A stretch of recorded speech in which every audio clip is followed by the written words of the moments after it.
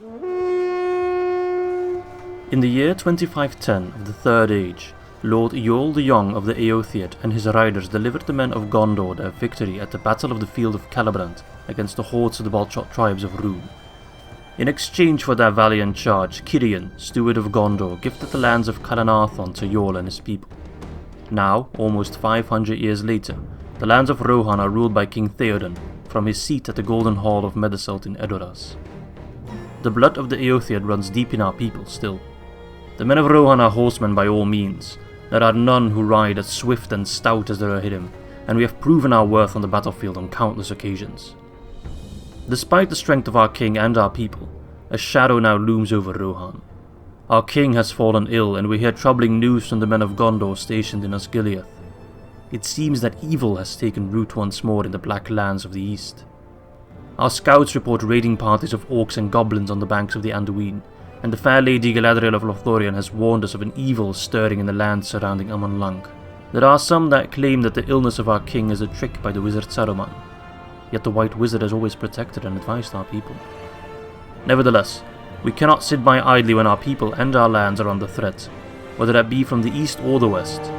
The time has come to muster the ROHIRRIM and prove once more why the kingdom of Rohan is the greatest realm in all of Middle-earth.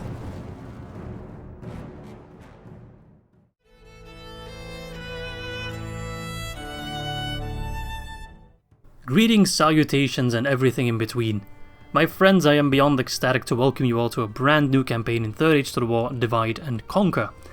As you can probably tell from the thumbnail, video title, and intro, Rohan has won the poll and will be our next faction. I know all of you are curious to see the results of the poll, so here you go. Rohan won rather convincingly with 253 votes.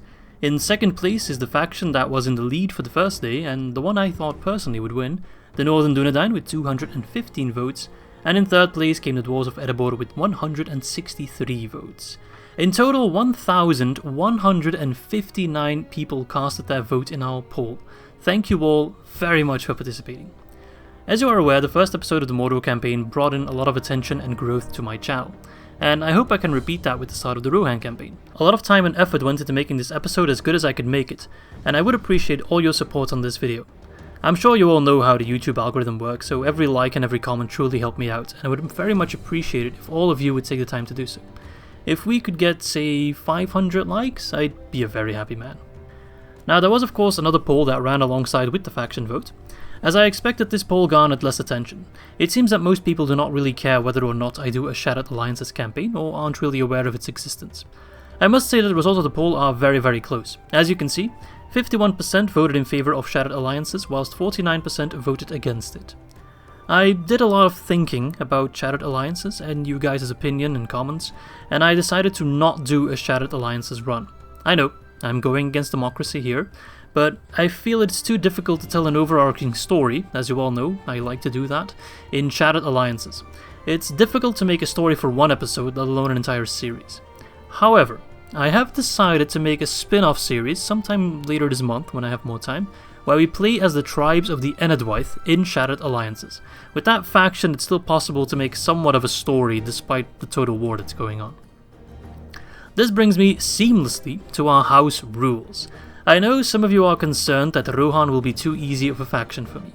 To those people I say, have you seen my cavalry micro? Seriously, it's absolutely horrible. In all seriousness though, I know it's very much possible to rush and crush Isengard under 10 turns. Rather easily at that. After defeating Isengard so quickly, the rest of the campaign becomes very easy, so we're not gonna do that. I've come up with a set of house rules, well, see them more as guidelines because it's very likely I'll end up breaking a rule at one point, knowing me. But here we go. Rule number 1. Map information can be sold, but only once per faction. Rule number 2. Console commands are limited to teleporting in very rare circumstances, for example, to cross through Moria if the Dwarves of Khazad-dûm hold it and I'm allied to them, to remove ancillaries in order to claim the One Ring, should that be necessary, and to toggle Fog of War when certain conditions are met. Which brings me to my third rule. Toggle Fog of War is allowed when I'm in control of a Palantir. One Palantir allows me to toggle Fog of War every 10 turns, so that's turns 10, 20, 30, etc. 2 Palantir mean I can toggle Fog of War every 5 turns, whilst 3 Palantir mean I can toggle Fog of War whenever I want. Though, don't worry, even if I have 3 Palantir, I still won't abuse that power. The 4th house rule is that I cannot stack cavalry generals. I'm allowed to stack generals that have infantry, like Hama or Erkenbrand, but I can't have more than 1 cavalry general in 1 army. Now you might be wondering, sure, these house rules are all fancy and interesting, but how do they prevent you from rushing Isengard? Thanks for asking, because that brings me to my 2 final house rules. House rule number 5.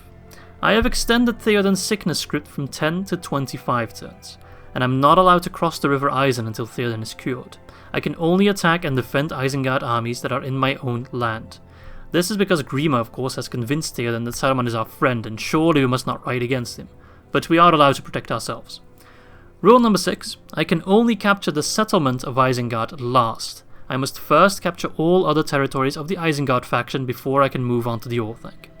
These house rules will make the campaign quite a bit more difficult, and will also mean that I will not be able to rush Isengard at all. We'll be very defensive for the first 2 or 3 episodes. If you guys have any suggestions for extra house rules, do let me know, but I think this should be more than enough for Isengard to cause some real trouble, and it also makes the campaign a little bit more lore-friendly. That said, I've already talked for way too long. I'm very excited to jump in, and I'm sure you are as well. So without any further ado, muster the Rohirrim, for EORLINGAS, let's bloody go. Here we are, my friends, the start of something brand new, and again, a warm welcome to Divide and Conquer. Though we are not new to Divide and Conquer, of course, unless you are, then by all means read through this, but it holds no secrets for me, but I will slowly just pan through it, so you can just take a look if you want, read the things, but I'm sure 90% of you who are watching right now already know what's up. Though one important thing that a lot of people have asked me in the past about is how do I get the cinematic shots, and that's by pressing the screen lock, or scroll lock, I thought it was scroll lock, but I guess it's screen lock button. You can turn off all the UI in a single click, so that's in your keyboard. For me it's above the home key, but it might be different for yours. And then it just turns off the UI, you get like those black bars, and you can just time those cinematic shots. Oh my god, we already have a ton of messages popping up. Kingdom of Rohan. I'm not going to read through the entire thing because I already see like Eotheod, Kirian, so this basically tells the story that I already told for the most part. My god, am I just stressing out because it's the first episode of a new series. I always get super stressed then. But I've already mentioned a lot of it in the intro, but I will just pan through it again slowly in case you want to read it all yourself. There you can go. Alright. This, however, I will read, because it's one of 2 scripts that affect our playthrough. Before war struck our lands, many dwarves passed through the Gap of Rohan and were inspired by the beauty of the glittering caves, and spoke of a desire to establish an outpost for their kind behind the deeping walls. Perhaps now that our lands will soon be aflame, we should attempt to seek the aid of the dwarves, as a strong fortification in our place of refuge can only serve to aid our cause. To this end, our advisors and military tacticians have suggested we seek an alliance with either the Dwarves of the Blue Mountains or the clans of the Iron Hills and Erebor. So Blue Mountains is Ered Luin over here, and Erebor and Iron Hills is over here. Khazad-dûm does not work. So either them or both, and then we get the Glittering Caves twice as fast. And then here's the King Theoden Deceived script, which I didn't mention in my intro, one of my house rules. There are signs of Saruman's treachery and Isengard aggression on our land seem imminent. For years have orcs and abominations like half-orcs prowled our borders, and now it seems they have the numbers needed to wage an all-out war. However, Grima, our chief advisor to the king, insists Saruman is still a friend of Rohan, and these orcs are nothing more than bands of goblins that come raiding down from the Misty Mountains. Our king is swayed by the poisonous tongue of Grima, slowly falling under the influence of Saruman, ignoring the threats and reports of orc bands wearing the white hand of Isengard. Not all is lost. Our loyal marshals and the king's son Theodred are ready to muster their forces and ride to the Westfold's defence. They expect the orcs to try and cross the fords of Isen to invade at right here, Foldburg. So that is where the ROHIRRIM will try and stop them. So Theoden is locked in place until he is freed in 10 turns. For us that's 25 turns because I changed the script. I didn't change this message though because I don't know how to. Because of the paved roads movement bonus in Edras, he can move 1 tile per turn. So yes, we could move him, but we're not going to. And of course the barracks event. So we won't have our best units for 64 to 68 turns. But that also means that Isengard is not having their best units yet, which is good for us. Now do bear in mind I am playing on version 4.5, so the barracks event is still in effect. As of version 5 it will be removed, but that version is not out yet, and I'm not a beta tester, so I don't have access to that build. Alright, anything else? No, that seems to be all. Yeah, there's the alliances and war declarations, but we'll just go through the diplomacy over here. We start allied with Gondor and Dol Amroth and also Lothlorien because they have helped us out in the past. The Lady Galadriel has used her magic to aid our cavalry charges in the past. We are at war with Dunland, not with Isengard, although, trust me, it won't take long. Anything else we really need to take a look at here? I don't think so. So yeah, we want to be allies with Erebor and Ered Luin at some point. So in that effect, I will train a diplomat, because I haven't trained a diplomat yet, or I don't start out with one. Now, a lot of people will say, oh, Izzy, you're going to be so good with Rohan, because you're of course playing as Rohan in the Hot Seat campaign. And let me tell you that that is not the case. You cannot compare a Hot Seat campaign with a regular campaign. The only thing you can compare it to, or the only comparison you can draw, is the first turn, because that is roughly the same for both playthroughs. There is, however, a staggering difference between playing versus AI Isengard, who gets a ton of bonuses. They get free lands, they'll have a couple territories more with the free expansions in turn 2. They also get like monetary bonuses and all that jazz, and last stand stack, stuff like that. And of course playing against the human Isengard, where they don't get those bonuses, they're also a 10-turn ceasefire. You just really cannot compare it. It's going to be completely different. Although my skills with micro, or lack thereof, my skills will come in handy there. It's good training. But I will do a lot of the turns, or a lot of the stuff I did in my first turn of the Hot Seat campaign in this turn as well, because they're tried and true methods. And one of those methods is, of course, to send Eomer north to take Rochburg. But I have learned that I actually don't need the ROHIRRIM to achieve that goal. So the ROHIRRIM I will already send over towards Foldberg, where, well, I mean, if Isengard's going to attack us, which they will do, it will be at Foldberg. We'll settle all that soon, but first let us start by sending Eomer north. Where is Rochburg? There is Rochburg. And let us just go straight for it. It is a town, or a village, so it does not have any walls. I know the Balance of Power says, oh my god, Izzy, you don't stand a chance! But that is because the Balance of Power does not know the strength, with a new save file of course, the strength of cavalry. They just completely underestimate it. Alright, I'll see you all on the battlefield for our first battle by capturing Rochburg.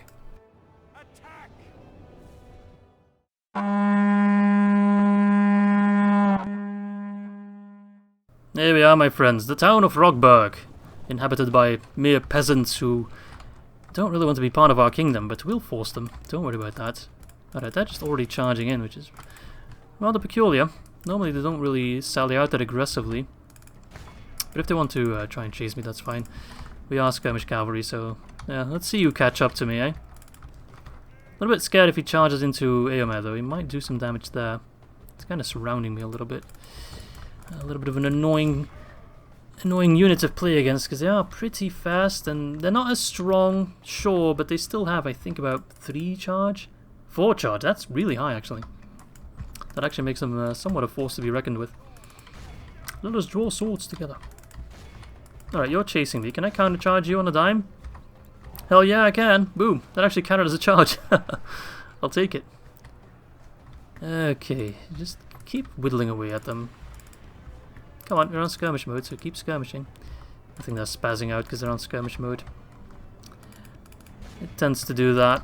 When an enemy gets too close, it just doesn't know which direction to run towards, and it just kind of goes everywhere. That's okay, though, as we only lose one guy, that's not too bad. But he's being very aggressive. He wasn't that aggressive when I still had my ROHIRRIM with me. I guess because the odds were... Yeah, see, he doesn't listen to my commands because he's skirmishing. Which is annoying, because I want to bring him closer to Eomer to charge and kill. Oh, you peasants are really annoying. You're just unrelentless. You just keep on chasing me. Like, you're wavering. Just get out of there. Are they routing? No, they're fighting. Oh, you pieces of trash. Alright, you can go after the bandits. Okay, so this first battle shouldn't be too difficult, because we're facing trash mostly. Though I must say that these bloody peasants are putting up more of a fight than I anticipated. No, you don't run, you coward! Alright, but this is an ideal moment to show you the strength of a Rohan general cavalry unit, and why I'm not allowing myself to stack them up. Oh, you are so annoying, you peasant scouts! Do not intercept me. I'm trying to showcase something here. There we go. Bye-bye, bandits. Bye-bye. Thanks for playing. Just getting deleted. Alright, horse archers, can you come over? Because those peasants are just really working on my nerves. I can't stress it enough. They are being rather annoying. They just don't want to die. Plus they are a pretty poopy unit. They're just not really in the mood to... Okay, I've really had it with you. Can you just please get out of my grill? I just want to charge bandits, you know? You should be happy. You're peasants, I'm killing bandits. If this was Mount and Bleed, you'd give me like 2 stacks of butter. Alright, can you please stop? Get some help. Alright, are they finally dead? Yes, 2 left. There's 1 left. Let's get rid of it. I don't want to see that kind. Alright, you can actually already withdraw. We don't need you anymore. If you're out of ammo, we don't need you anymore. And you go to the town square where those sellswords are residing. Eomed will have no problem killing those bandits. Those are like an excellent unit to just hunt down. Chase me, chase me, chase me. Boom. Good charge. Alright, 42 of them left. 30s. They start running away, it's actually more difficult to charge them. Okay, they're gone.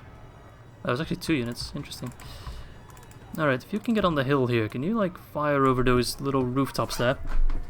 Yes, I still have the squeaky chair, I'm very sorry. Not much has changed between the end of the Mordor episode and or the end of the Mordor campaign and this campaign. I still have a squeaky chair. And my micromanagement is still pretty horrible, but it'll do. Come on, we're doing numbers. Just whittling them down a little bit. Oh, you're out of ammo. Withdraw. Although, maybe, no, actually don't withdraw. I'll just keep you in reserve in case something really badly happens to Eomed, which it shouldn't happen. Make sure we kill them before they reach the town square, just to make my life a little bit easier. Oh, you... Sometimes the AI just screws up. They just stopped right before them. Alright, let's go here. There should be a straight line to charge. Let's slow down the timer so we don't screw up. I saved my ability here, which just makes Eomed a beast. I'll take a look after the battle what it does exactly, if I remember, knowing me. But I'm just saving it up for this moment, because I think you can only use it once. I don't think it is one with multiple charges. Alright, pull back. I'm just going to cycle charge this one, so I will boost up the timer a little bit. Boom. General's already dead. 107. We'll just see that number drop. AMI will have no problem taking down this entire unit. 95. Trust me, he will have no problem with it. And that's a strong unit. That's an 18 defense unit. So I will admit most of it is in... actually, no, most of it's in armor. Never mind. I was going to say most of it's in defense skill, which doesn't really protect you from a charge, but armor should. But as you can see, it really doesn't. You might think, oh no, only 7 left. Don't worry. Oh, that was not a good charge here, man. You can do better than that. Like that. 52. That was not a good charge. Come on here, man. That not good charge actually killed more than the good charge of earlier. It's pretty random sometimes. Alright, keep it up. Just cycle charge, you know. There's nothing too special about this strat, but oh my god, we're actually losing a lot of our units. Is it because these charges are not always good? There's always like one unit that staggers behind and it slows down the entire... There's always one guy that staggers behind and slows down the entire unit. Alright, we will win this one though. I'm only a little bit concerned. Pull back. 17. 10. Yeah, we'll be fine. I got a little bit scared there at one point. Oh my god, I thought Eomed died. These guys replenish though, so nothing too concerning there. We will get 3 units. 4 left. Why are our charges getting worse and worse? I still need to kill those bandits as well. I just feel like our charges are getting absolutely worse and worse. We're not killing anyone anymore. What the hell are you doing here, man? Okay, well, it's just Eomed then. Can he still take this down, this entire settlement, all on his own? Or will he die? There we go. Come on, come on, come on. I mean, it's a little bit close.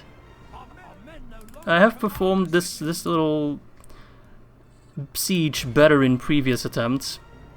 when I was preparing for the hot seat. This is pretty awful, but yeah, those charges at the end. That's the thing with charges in like a town square. It just sometimes doesn't want to work. But still, we win the fight, only really losing Rohan bodyguards. We lost a couple of ROHIRRIM archers, but they heal 3, so we only lost 3 units really, because those units will come back in just a turn or 2. Alright, so that's our first battle won. Not the most exciting battle to start a campaign off, but trust me, more will come. Alright, our first settlement taken, Rochburg, is ours. Boom! Rebel scum has fallen, and Ered has reclaimed part of our land. Let's occupy, we should still have a lot of culture. I should check these things before we take them though. And now let's also check his special ability before I forget. For death and glory, plus 500 own army fatigue, minus 1000 own army fatigue. Right? Oh, it's temporary, not permanent. Plus 100% army combat effectiveness, wow. Plus 3 own troops morale, minus 3 enemy troops morale, locks own army morale, impetuous. I'm not sure what some of those words mean, but I know that he's just very, very good. Alright, so we have taken Rochburg. Let's move 1 unit from Onodrith, the archers for example, to garrison it, because we'll move Eomer out soon enough. And I also want to take Tirith Anduin. It's a settlement I didn't try to take on my hot seat run, because it's just a little bit too difficult to do if you can't actually fight AI sally out. But now we can force the AI to sally out and face our cavalry, as the battles are not auto-resolved of course. These are the hidden archers I do want to send over to the front line. And I think I want to get another unit of them as well. This is really, really useful. Our economy is going to hurt in the early game. So what I actually want to do, because I know exactly what I want to do. I want to switch generals. I want Gambling to go to Gineard.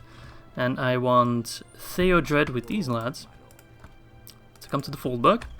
Then I want everyone that's not free upkeep to the Foldburg as well. Spy will come over. I don't think Isengard will attack us turn 1, but they might, to be honest. We don't really know. We just want to stack up troops in the Foldburg. And we also want to get free upkeep that. We also want to get free upkeep for all the generals, all the custom generals. Oh no, all the standard generals, because the custom generals, we can't give them free upkeep. Hammer, for example, has Medical Door Wards. Gambling has, I think, Riddermark Axeman? Yes. 8 attack, armor piercing, 14 defense. It's not the greatest unit, but it's pretty good for the early game. He'll fall off pretty quickly. I'm not sure if we'll be able to keep him alive. And then Erkenbrand has Helmingus, if I'm not mistaken. Yes, 10 melee attack, so a bit of a hybrid fighter. 5 missile and 16 defense.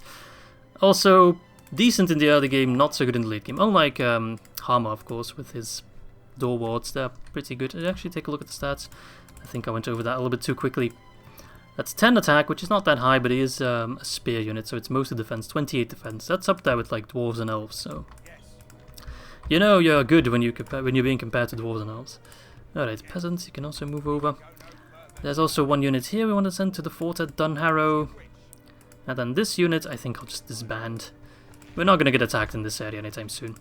Now this guy already has a free upkeep, you can tell because he has a blue background.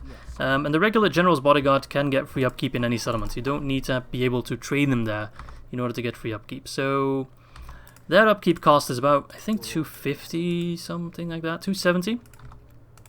And the Meeting Hall, which gives us free upkeep, is 1000. So we effectively get that building back in 4 turns, which is really, really good. 4 turns is nothing in a game that takes, you know, how many turns in total? 160, something like that, depending on the faction. So I want to get that in those settlements. That's Entweed. Alberg already has it in Foldburg. And then in the other settlements, I think I'll just mainly go for grain exchanges. They're pretty quick to build, except for Rochburg, because there we want the first tier of the farms. They're pretty quick to build, pretty cheap, and yeah, extra trade is just always welcome. They also give a flat plus 50 building income, so they pay for themselves relatively quickly. I think we also want roads in Gineard, and a Mason's Hall in the Hornburg. That's going to be pretty nice. And that's most of our money spent, sadly. I could get like 1 more Peasant Militia or Yorling Archers, but I don't think that will do that much for us. So let's see. ROHIRRIM are coming over, Horse Archers are coming over, they'll take another turn. Maybe I should send this ROHIRRIM over as well. All the cavalry will be useful, really. We also need more infantry, to be honest. Yeah, okay, well, I think that's going to be it for turn 1. Yeah, okay, I'll see you all back on turn number 2. Oh, hello, Isengard. Are you already declaring war on me, Grima? What is it you want? Oh, you want to trade? Look at them trying to play nice with us. Can I sell you my map information? I'm allowed to do it once per faction. Let's see, you're very poor though. Can I get 1,000 for it? That would actually help out my economy so much. No. Okay, let's see. No, I'm not going to offer you money. You nuts. Well, you should have at least 500, seeing as the AI always gets 500 as cheat money.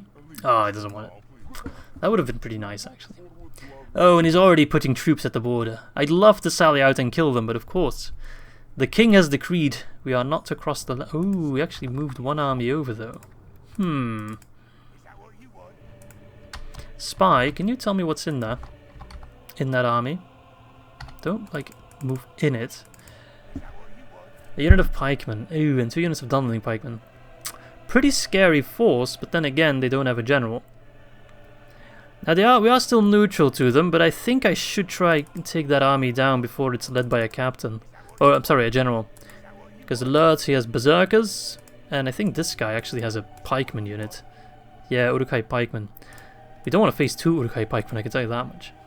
This army is not that strong, but could be enough to take down that guy. Especially with the assistance of these units. I think it's worth a shot, so I think I'm going to save just in case I mess up any troop movement. Get those guys in Foldberg. Get the cavalry in Foldberg. Those horse archers will not make it. No, not even close. And I think we should already just attack them. I know we'll be the ones declaring war, but they're in my lands, they're orcs, we're allowed to kill them. 2 units of Dunderling pikemen, beast slayers, skill against mounts as well. Man, Isengard is such a good anti-cavalry. There's only like 3 units I feel confident charging. The archers, Baneguard, and let's say 3.5. The archers, the horsemen, the Baneguard, and then the infantry. Then again, if we can hammer an anvil, we do outnumber the enemy by quite a bit. Perhaps we should send in gambling as well, because it was my rule that I'm allowed to stack non-cavalry generals. Nah, I don't think it will be necessary. I think with our cavalry we'll be fine. This might be complete suicide. Oh, this might be a mistake. Bounce power is in our favor, ever so slightly. And if we can crush this army, that will allow them not to consolidate. Let's march out against them. I am a little bit scared, but it must be done to protect Rohan. Alright, here we go, our first proper battle. And our first battle against Isengard, so let's hope we win it, my lads.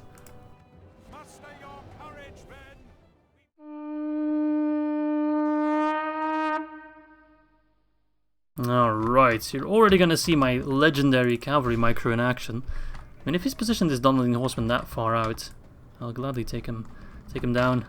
Now, I'm very curious to know who the general actually is, because I'd like to kill him first, as that will effectively rout the rest of the army.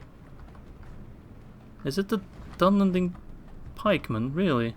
That's a very odd captain. I thought it always went for the guy with the highest melee defense, but I don't think that's the Dunderling pikeman. I do believe that would be the Uruk-hai infantry or the Uruk-hai pikemen. Probably the infantry. Now, is he moving to that hill? Are you you son of a bitch. Alright, well, we're just standard infantry setup. There's going to be the anvil for our hammer to strike upon. But let's first try and take down these Dunderling asshats. Evil men. Your lands are mine. Get over it. It's been like 500 years since we kicked you out of them. Then again, they are grudge-bearing people. I do get that impression. Oh, they're already wavering. Oh, they're running. Nice. Even the announcer has faith in me. Nice. I do hope my first proper battle... We don't count the Siege of Rochburg. My first proper battle is a win, but... They take that hill, they have a bit of an advantage. But I do think we have more archers than them. I think they only have the 1 unit, so... We can definitely lure them to come to us. Regardless of their hill. Unless they, of course, want to take massive damage with their units. Alright. Cavalry, if you can position yourselves over here. You gotta appreciate the look of the Rohan units, though. Even their infantry, which, of course, is not their strength. It just looks good. Spearmen here. I love the green and the yellow that they also sometimes use. The Helmingas as well, just decked out in full chainmail. Their shields are also just... Yeah, man, they're... Look-wise, one of my favorite factions. I must say. Alright, Helmingas. What's your range actually? I don't imagine it's that good. 170, that's not bad. It's better than these guys for sure. 150. That's pretty damn bad. Yeah, we're not exactly a renowned archer nation. Alright, if the Beast Slayers and the Uruk-hai archers want to just run against my cavalry, I will gladly countercharge. You do not want to countercharge cavalry. Seriously. I will destroy you. And I won't even think twice about it. Oh, more orcs bearing the white hand of Saruman. What could it mean? What possibly could it mean? I still need to act as if I'm surprised. A large horde of orcs have trespassed in our lands and we must kick them out. I'll just kill them. Alright, discharging his infantry, which is a cue for me to get the hell out of there. Archers, please tell me you're in range. Yes, oh yes, kill those pikes, please. That is literally the best value target for these archers. Pikemen. The one unit that I'm really scared of. And the main reason that I do want to take care of Isengard as much as possible before the barracks event hit. Because if they can get a steady supply of these guys, we are absolutely doomed. Oh, hello, Spearguard. What are you trying to achieve? All 5 men just charging in the wrong direction. They're like, oh, oops. Battle's over there. Okay. Oh, the Orling Axemen took that time. Alright, let's push forward the infantry so our archers are not in danger. You can hear my chair squeaking because I'm setting myself up straight because you know shit's about to go down. These pikemen are barely damaged by the archer fire. Goodness gracious. Maybe the Dunlending pikes would be a better target because they might actually take a beating. Alright, Spearguard, if you want to charge me, I can actually kill you, I'm pretty sure. That must be the general right there. Yep. He's going to be a tough target to take down.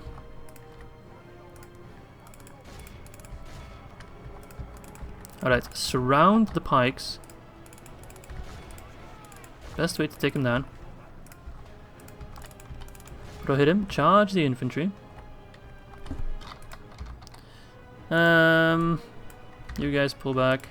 You probably took a... yeah, you did a nice beating there. Nothing too impressive, but nice enough. Alright, surround them, envelop them. ROHIRRIM, charge the infantry. Oh, this is going to be a good charge. From the tree line they come, with the lances in their hands. Oh yes, the couched lance straight into the rear of the Uruk-hai. Alright, so my micro is not that good. Oh, what the hell, Theodred? What are you doing? Don't die. I know you want to keep it lore accurate, but please. Not yet. A little bit longer. Alright, we're surrounding the pikes. Good. Good. Divide and conquer. Divide and conquer. I'm going to keep saying that. Take them down chunk by chunk, and they're a lot easier to deal with than if they are fully grouped up. We know that from experience in previous campaigns. Alright, charge forward against the Dunling pikemen. The Uruk-hai pikemen are starting to drop. Their armor can only hold so much before it just whittles away. Theodred, I need you, my lad. Oh, my cavalry micro is just bloody awful. Why are we in this position up against like Spearguard and shit? Thank God the AI is pretty dumb as well. If this was a player, they'd be heavily abusing my lack of decent micro. Alright, charge the Dunling pikemen in the rear. That is, I think, the general unit. Oh, they're dropping. Ooh, yes, that number is dropping rapidly. Alright, pull out. That's what she said. And then Theodred, pop your ability, perhaps.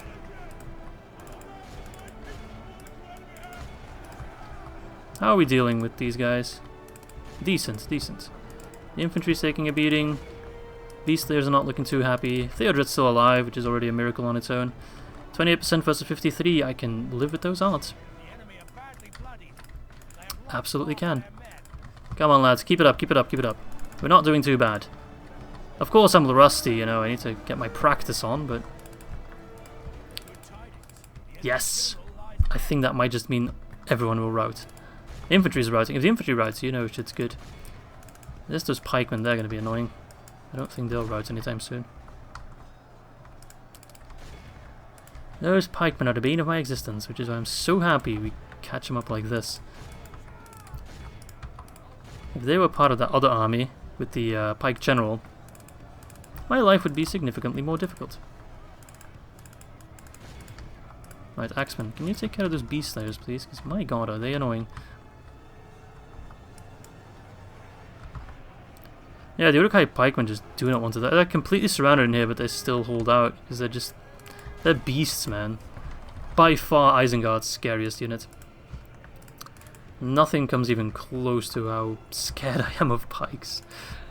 I can't even properly charge them because that unit's just all over the place. I'll try, but if Theodred dies, I'll cry. And I'll start singing like Theoden did. Yes, that's my personal challenge. If Theodred dies, I have to record myself singing that sad... Oh, there's Eowyn that sang, never mind. I have to sing Eowyn's song and make everyone cringe by just how bad of a singer I am. So I'll be very much motivated not... Oh, he's been on guard mode all this time. I'm gonna get so many angry comments. I can already predict it. I think it's just the pikemen really that are still standing. They just don't want to die. There's beast slayers as well, but they should run now. I do believe. 41%, I can live with that. I can absolutely live with that. Continue! Missiles, stop fighting! Run them down. This is our strength. This is where we as Rohan excel. We have so many horses. We've already killed enough. But I don't want to take any risk with the pikemen. Make sure that unit is gone. This is one of the pikes I think Isengard spawn with. I don't think they can train them until the barracks event. So... happy days. To have that unit gone is absolutely fantastic. They are so scary to play against as a cavalry-based faction. Alright, that should be enough. Clear victory. Let's see, we lost 34% to 1/3. That's not great, but I'll take it. We did the most. The Ered swordsman actually killed the most. They also lost the most though. Cavalry not doing a whole... Well, I mean... I'm just kind of spoiled. They did do a lot, but not as much as I expected. They also lost a fair bit of men, but they can be retrained. Alright lads, I'll take that. I'll take that. I'm almost inclined to ransom. But that would mean the pikemen return. Yeah, we're not going to give 55 pikemen away, sorry. Otherwise, in other circumstances, if there weren't pikemen, I would actually consider ransoming, although we probably can't afford it anyway. Oh no, why can't I move to Fulberg? Oh, that's bullshit. Alright, gambling. I quickly need you to take care of Fulberg, because otherwise they'll take it in one turn. I thought I'd still have movement range, I'm not sure why that's the case, but... Oh well. Luog. I don't think he should be... And those armies shouldn't be able to kill me. If they want to attack me, go ahead, I'll happily kill Lurtz and Yagrat. Isengard hates me. Well, I mean, you were going to attack me at some point. Don't pretend you weren't. Now Saruman's like, oh, you're attacking me. Anything else I need to do? Yes. Hey, yo, man, my man. How's my economy looking? We should still have... Because I want to plop a watchtower down. I want to know if I should already plop it here or if I can wait for the next turn to plop it here. We are, of course, moving on to Tirith Anduin. In case you weren't aware. Let's keep the... Yes, cavalry incoming. You will also... Oh, you're going to be so useful. What hit him archers. I'm a little bit curious to see what Isengard will do in response. Will they immediately gather their banners? Because they can actually field a relatively large army already. Or are they just going to be patient? We'll see on turn number 3. Alright, and it does seem that Isengard is just biding its time. Oh, Rochburg? Oh, I forgot to lower the tax rate there. My bad. That wasn't too bad, nothing got damaged. Where's Tirith? There's Tirith Anduin. Beautiful. I sometimes run past it because I'm a bit of an idiot. There we go, that will lure them out. Not the scary, I mean there's a lot of them, but I think we can do fine with just our army. Even if it might take us a couple times, that's fine. Alright, so let's bring in the reinforcements. We hold Fulberg for now, but no doubt Saruman is preparing a larger army. So let's get some scouting done. That's actually rather important. Plop down watchtowers at our borders just to see what he's up to. Well, we can't really tell, but... I feel like Luag's actually preparing an army to come attack me. Is that something I need to be concerned of? That's a lot of Dunlanding pikemen. What do you have? Chieftain's bodyguard. Okay, so you're very much a Dunland unit. Oh, I mean, it's not too scary. It's just a lot of pikes. It's like Isengard knows my weakness, and they're like, let's just spam pikes. Alright, gambling, you can return to Gideon. That's fine. Well, I can train a peasant militia, but I don't think that will make too much of a difference. I think I'd rather get... up against the Dunlanding pikes, I guess archers would be best. We have a lot of horses, we don't really need any more. I guess I can retrain though. If we have the money for it, sure, why not? Peasant militia, they might prove to be somewhat useful. Diplomat. What was that bonus? A military unit. A military unit, not the best military unit, so it's probably going to be something really poopy like peasant. Okay, construction report. Let's hope that fixes our economy, but probably won't. Again, the road to Rome was done, for example, so I think we'll be okay. Just need some time to get our economy straight, but I think we'll be okay. Just mainly worried about this army. But I think we can charge Luin and kill him pretty early on, and those Dunlanding pikes should not have the best morale. Average, which is already more than I expected of them. Morale response impetuous. Average. That's actually decent. These guys are very good though. We'll see. Alright, I'll see you all back on turn 4. I don't think there's anything else I need to do. Oh crap, I forgot to place down the watchtower with Eomer. My bad. Oh well. Wouldn't be an easy episode without a couple mistakes, eh?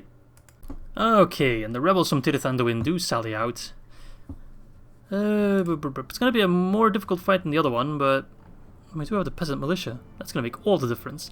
But those bandits I can just rush with Eomer, it'll be fine. Privateer Axemen will make sure the Rohirrim archers focus on them. I think we'll be okay, and if it's not, then we'll just move out as soon as we run out of ammo, and we can keep repeating and just keep killing them. Alright, I'll see you all on the battlefield.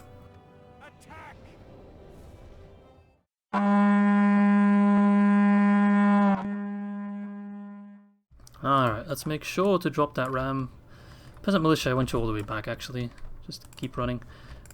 And you guys get away from the towers. Oh, actually keep on skirmish mode because I'll probably be too dumb to micro all of you. Because they can still activate the towers even in a sally out. Although as soon as all the men are outside, the towers will no longer do anything. Alright, let's see if we can get into a bit of a position there. With the Rohirrim archers. Yeah, go nuts, I mean... Just make sure you're out of javelin range from those hunters. Or axe throwing, or whatever it is. Whatever it is they do. We don't need to focus on the Privateer Axeman that badly. I think Eomer can also just completely wreck him. But we'll save our death and glory for if we need to charge them, which is right now, but perhaps not the first charge. Perhaps if there's a chance to kill that bloody general. Well, that was more a charge on the bandits than the privateers, but I'll take it. I'll take it, although it does seem he's trying to just move onto my infantry, which I'll just pull all the way to the border, and if I have to withdraw them, I simply will. Those Privateer Axemen seem very confused. Keep an eye on my troops, because they're about to get javelined otherwise. Boom. Oh, already killed the general. Look at that. Look at that. That is the power of cavalry, my friends. And more specifically, the power of a general bodyguard. Especially the Rohan bodyguard. Sorry for zooming around with the camera a little bit, but when you're microing cavalry, it's kinda necessary to do so. Charge! And then pull back. Can we get a rout going? I think they're still too healthy for that. Although they've already lost a quarter men. Jesus Christ, that's actually a lot. How much is that range anyway? It seems rather good.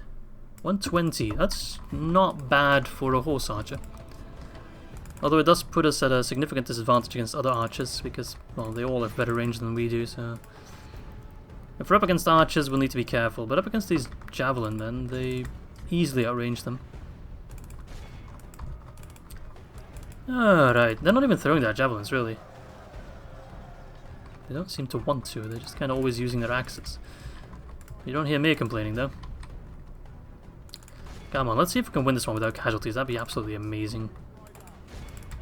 We can send this army to the Fallberg as well, I mean, without Eomer, that is, because... Of course, Eomer is a second general bodyguard, so we can't really stack him, but then we can send Gambling in, I guess. We're allowed to stack him with Theodred. But yeah, Eomed and Theodred are really just going to carry us for the most part, at least in the early game. I'm not sure how good of a general Theoden will be when he's cured. We'll find out in, well, about 20 turns from now. Alright, Militia, just get out. There's no point for you to be there. You'll be the garrison of this fort soon enough. Alright, I'm gonna sit straight, so I'll probably have my chair squeak. Yep, there we go. It always does that, man. I'm telling you. If I ever make it big in YouTube, the first thing I'll do is get a new chair. Okay. And if I make it really big in YouTube, I'll buy that truck from the ice cream company, so I can go harass other YouTubers, like it harasses me. I think that seems like a solid investment.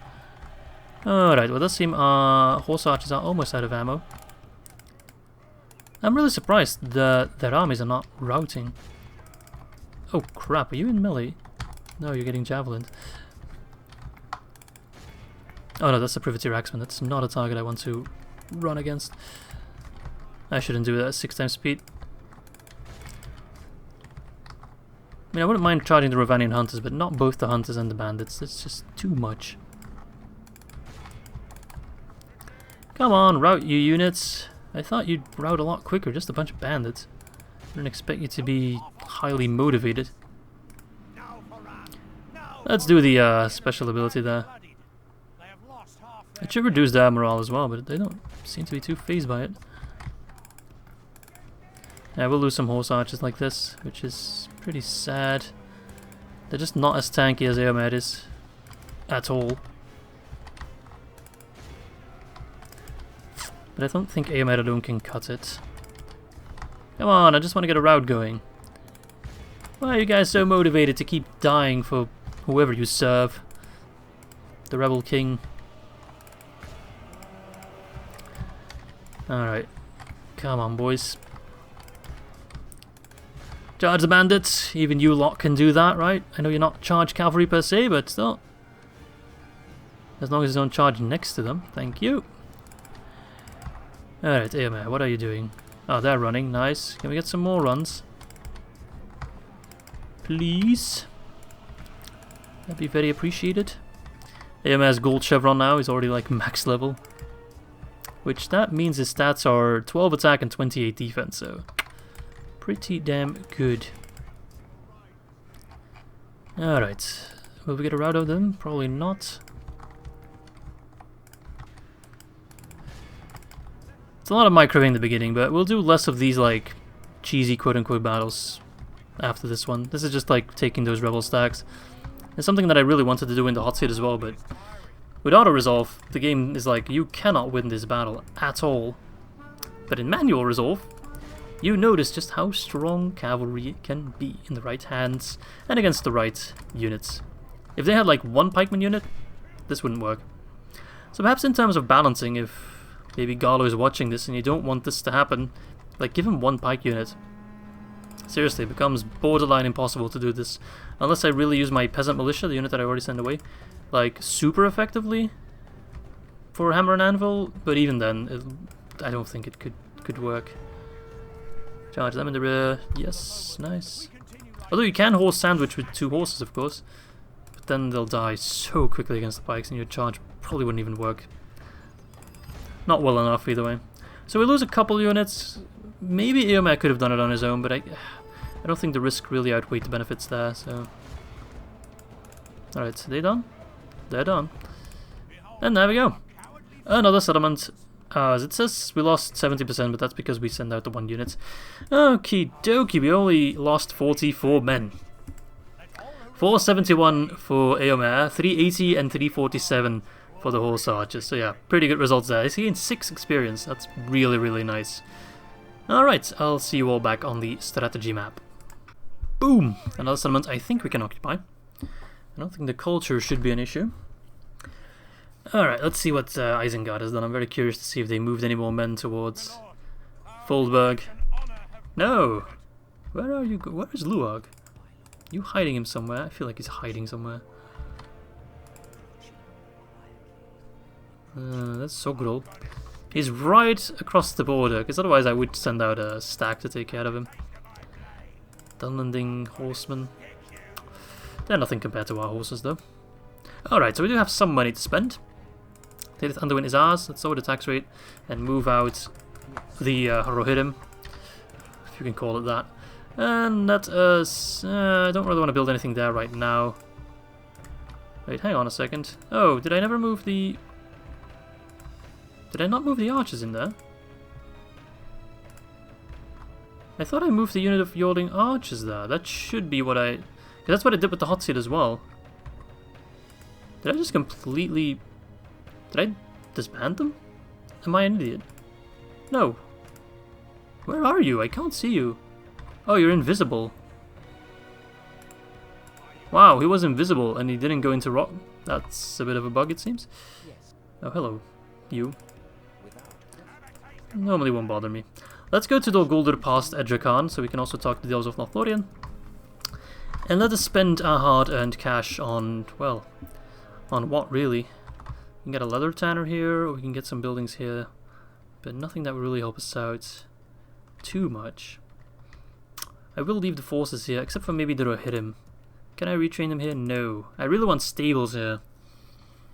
I could get the leather tanner, that gives plus 40 income as well. Which actually pays back itself in like less than 20 turns, so that's not horrible. Yeah, let's get that. We want to get well-equipped men rather quickly anyway. We can get ROHIRRIM here. We have horse archers here, which we definitely want. Definitely. Anti-pike unit by far. Anything else I want to build? Let's get a grain exchange and Entweed. Those paid back themselves relatively quickly. And I think that's all for turn 4. Because most of my money is just spent. We got more grain exchanges though, so perhaps our economy will start to take off a little bit. Doesn't seem like it. Alright, I'll see you all back on turn number 5. Oh my god, look who it is. Lord Saruman the White himself, taking a casual stroll through Eisenrun. My god, if I wasn't playing with my house rules, I'd send a cavalry battalion right away to take down that guy. I think I could like kill him and then get back for dinner in time as well. Yeah, I think I can. Yeah, look how far they can move. Oh my god, you're just taunting me. He's taunting me. He knows the house rule. He's like, he can't attack me. He's not allowed to from King Theoden. Good job, Grima. You bloody asshat. I will just tank more defenses in Fulberg though, and our economy situation is not that bad. I mean, I thought we'd like make a lot of loss with the amount of troops we have here. The Ered swordsmen are down to 16. But we're doing okay. Perhaps I should get a Mason's Hall here. I kind of want to get an armor here at some point, because that kind of tricks the AI in thinking the settlement is weaker than it actually is. And the units we get from there are actually... I don't know, I think we get Westron defenders, but I might be wrong on that. And they are actually one of the best infantry units we can get, I'm pretty sure. In terms of defense at least, which is mainly what we need them for. But then actually, an armor would be kind of useless, because we mostly want to fight on the field and sally out and all that stuff. Rarely do we want to fight a siege battle. So, yeah, I guess disregard that. Alright, Eomer, come over. It's just really trying to hold out until turn 25 really at this point. It's kind of a weave survival game. I'm still not sure where that Luag army went. Are they going to like Bregnus or something? Well, it's interesting to know which side Enedwaith will pick. They will be kind of crucial in this war. They're still neutral as of now. Alright, let's go to Edrican, which should be... is it on top here? There it is. Hello, Mordor. Can I sell you my map information for like... oh, you're very poor. How about 1,000? It's not bankrupt, so we should have 1,000. Yes! Beautiful! Thank you! You have no idea how bloody useful that money is. Seriously, that helps me out so much. What shall we build though? What shall we get? Units? Don't think we need units. Unless I send some back for retraining. But I don't ever want to send like one back at a time though. Because I don't want to leave Fulberg undefended. Yes, retrain this Yawning Axeman unit. 600 coins. Surely I can get something for that. No, nothing. I can get a watchtower, which I should have built near Tirith Anduin. I'm an idiot. I keep forgetting to put watchtowers. And I could recruit peasant militia, but... let's retrain these scouts. Let's do that. Alright, and I'll see you all back on turn number 6. Alright, and it seems that Isengard is kind of just presenting me little snacks for me to take bites out of. How do you ever expect this army to achieve anything? Like, what are you trying to do? Raid my farms? Alright, Bree and Dunland have a truce. Perhaps Dunland can be reasoned with. Perhaps they can be. We should try it, maybe. Leather Tanner in Homer. Does that mean these guys already get the upgrade? Yes! Nice! They got an armor upgrade. Beautiful. That's actually pretty useful. Oh, they already had the armor upgrade. Never mind. Still, that does a lot for them, especially because their total armor is pretty low. Alright, well, let's attack. But not with this Yawning Axeman unit. Captain Plazorg. Oh, he withdrew. I'm an idiot. I shouldn't have attacked with that big an army. Of course I would scare him back. Oh well, it's not the worst situation, but I need to keep that in mind. Zagluk. Okay, you have regular Uruk-hai bodyguards, which are so much less scary than the pikemen and stuff. Alright, so we do have some money we can spend. We can get a leather worker right away, just get the improved armory into Hornburg. If we can get the highest state of armor there relatively quickly, we can just bump out our units with really good armor. That'd be quite useful. But perhaps not the best choice to boost up our economy. What would be the best choice? Smoking house? Not really. Farms, I guess. Let's get farms in Tirith Anduin. And let's just hope that Dol Guldur does not attack me. There should be a Dol Guldur settlement here. Oh, it's still rebel. I thought Dol Guldur would have taken it by now. We still have 2 turns, so we should be able to make it to Amalunk itself. And then the quest is just to kind of go north towards Erebor, where they have 2 stacks of gold. Very nice. And try to get an alliance with them. Hope the dwarves aren't too stubborn about it. Alright, Eomer. Come on over. I think what I'll do is plop gambling to Foldberg. Oops. And then Eomer can go towards Gineard, and then the ROHIRRIM can go to Foldberg as well. We can swap out 2 armies, or 2 units, send them home for retreating. Good stuff. I'm kind of proud of how we're doing so far. Oh, we got Hammerhand's sword itself. Nice job, Ergenbrand. Nice job. Alright, well, I'll see you back on turn 7.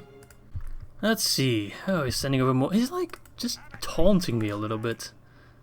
And I'm not sure why I can't see his units. He has a watchtower right there. But I think if I just send Theodred with like 1 unit of horse archers, I don't think he'll withdraw. Yes, because he thinks, oh, we can win this. But I'll show you the might of the ROHIRRIM. We're gonna have a lot of these like small skirmishes, and I'll include this one because you know it's the first time we're doing this kind of small skirmish. But I won't include them all. If we keep doing this repetitively, I'm not gonna bore you with it. I'll just cut to the results. But this one I will include because you know first episode, and we don't want to cut out anything there. All right, I'll see you all on the battlefield as we ride to protect the Westfold yet again. Alright, well, I don't really have a special strategy. I'm just gonna go cloppity cloppity clop with my hooves right through the lines. That's basically the plan. And I think they're aware of it because they're like, get the hell out of here. They're actually much scarier than we thought. Why did the balance of power lie to us? I almost feel sorry for them. Alright, let's follow the cavalry. Let's follow Theodred into battle. I'm sorry about the little green circles. Normally I select a different unit to get rid of them, but I can't do that and do the follow camera at the same time. It's very difficult to challenge a unit that's running away though, because your cavalry always stops a little bit short. Let's see if this is any difference. Actually, those few archer shots slowed them down enough for us to get a better charge in. But I would like if you would fire on the Reavers now, and actually do skirmish. Oh god, why are you not skirmishing, you nuts? Alright, we can do this one relatively quickly though. Like, the Uruk Reavers are very, very weak to archer fire. So they'll just, yeah, they're dropping like flies. I think all their stats are in defense skill. Oh, 5 armor is actually not that bad. I thought they'd be more defense skill than armor. I mean, they don't look very armored. They got some leather straps and all that jazz. Some BDSM stuff. Uruk-hai are just really kinky on the inside, eh? I respect that. Alright, but yeah, this just kind of goes to show why the balance of power should not be trusted in terms of cavalry. It just can't deal with it. It thinks they're really weak because they only look at the stats. They see, for example, these guys, oh, 4 melee, 4 missile, 7 defense. That's pretty rubbish, but they don't take into account the fact that they have a charge bonus, and that charge bonus can be used more than once. You can charge, get out, charge, get out, charge, get out. These guys, their missile attack is low, yes, but you're never going to catch them. Not unless I want you to, you know?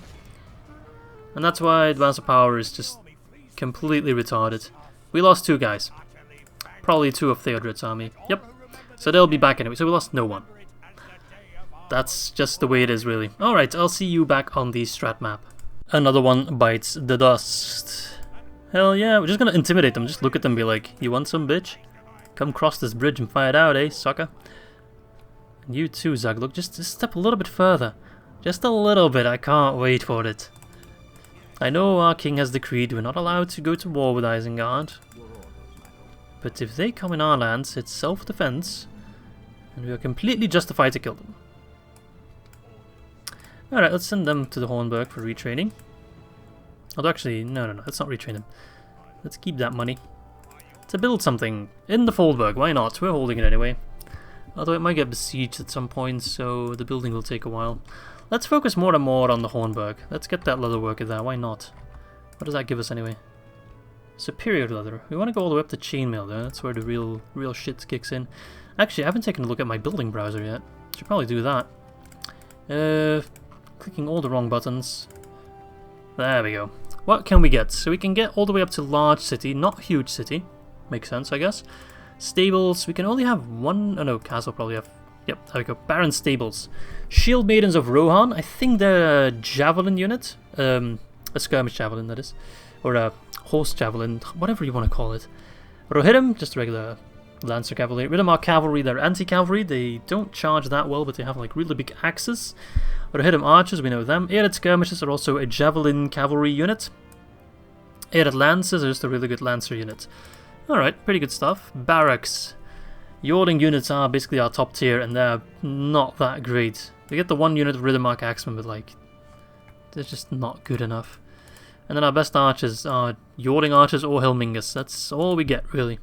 We can get catapults, so that's pretty useful. We can go all the way up to blacksmith, which gives us chainmail, but I think if we take Isengard, the settlement, the Orthanc, we get the advanced blacksmith, and then we can get masterwork chainmail. Master builders, we all know that. Ports, we can actually get ports. Okay, I wasn't sure that we could. Roads, we can go all the way up to just a regular road, so that's not that impressive, unless the towns get a better tier. No. Farms, nothing special then. Pole turners, okay. +3, so that's a pole turner, I think, is to make spears, right? If I'm not mistaken. The Horse Breeders Guild, which, my god, I'd love to get that, because we can get Royal Guard if we have the best tier of it. But I think we can get Royal Guard in Edoras at some point as well. The Pleasure Palace, that sure sounds like fun. Town Hall, nothing too special there, okay. So I can't check the... We can go all the way to a mining network. I can't check the Glittering Caves building, because I think it's part of a script, so it doesn't show up in the building browser here. But nothing too special, really. We can't rebuild Osgiliath, for example, that's not part of it here. We can't build or rebuild Anuminas or Fornost, which makes sense, I guess. But we can, I think, get Minas Ithil Guardians, should we be able to take Minas Morgul and turn it into Minas Ithil. So that's something to look forward to. Let's perhaps replace some of the peasant units with some better units. Once they're retrained, we'll replace them with the... Oh, we have money now, so we can get the spearmen there. Alright, well, let's do one more turn then, before we round off the campaign, but it does seem rather quiet on the Western Front for now. I do want to move my diplomat, of course. Let's make sure we make it there by walking as efficiently as possible. Oh, hello, Zagbug. You want to trade?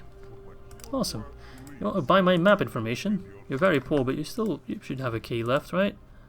Hey, I know I could ask for more, but like, I don't want to cheese it. It's just very useful right now, but I'm not abusing it. Oh, we got peasant scouts. Amazing. Actually, I'll keep them. They're free upkeep anyway, so why not? They don't cost me anything. Let's go towards Thranduil's realm, the Woodland realm. Okay, Prince Taylor, proven commander, +3 command. Where is this command at right now? Gambling has 3, Theodred has 4. That's nothing compared to Eomer, though. Should I send Eomer forward, then? Now, let's give Theodred some time to prove himself. They're both 17. They're young. They still have a lot ahead of them. How old is Theoden, anyway? 33. He does not look 33. He looks quite a bit older, but okay. Alright, well, I'll see you all back on turn 8. Okay, so another small Uruk force has decided to just cross into my lands. Literally one archer unit. What the hell are you doing, Isengard? I came up with all these house rules to make it more difficult. But I think it's just conquering a lot of land here. Which, that's where my second house rule, well, not my second, but the second Isengard specific house rule comes in. That, of course, I can only take Isengard once all the other settlements have fallen from Isengard. So if he's expanding very far now, that will make it more difficult for me once we hit turn 25 and I'm allowed to go aggressive. It will make my life more difficult. But I am very happy to see a balanced budget. So let's see, what do we want to get? Well, we can replace the peasants here now. We're just more and more getting more elite units in the Foldburg. What shall we get in the Foldburg anyway? Kind of want to get the Herbalist so Prince Theodred can get traits that increase his battle surgery. And more men will survive. That's actually very useful. So I think we'll get that. Oh, that's rather expensive. Maybe I should... That Master Mason is probably expensive as well though. And let's keep moving. You north. Let's actually use the spare cash. Oh, that's still good. I thought it was Woodland Realm. To get a second diplomat, why not? I think it's 250. Yep, there we go. Nice. Well, I do believe this is going to be the end of this episode. I'll take care of that army in my own spare time. I don't want to bother you with that. Hope you guys enjoyed it. We had some exciting fights already, some big fights as well. But I'm sure more will come. This is just the beginning. So yeah, thanks for watching. Hope you guys enjoyed it. I hope you guys are happy that Rohan won, but I mean, most of you should be because they won the poll. And with that said, I'll be sure to catch you tomorrow. Bye bye, lads.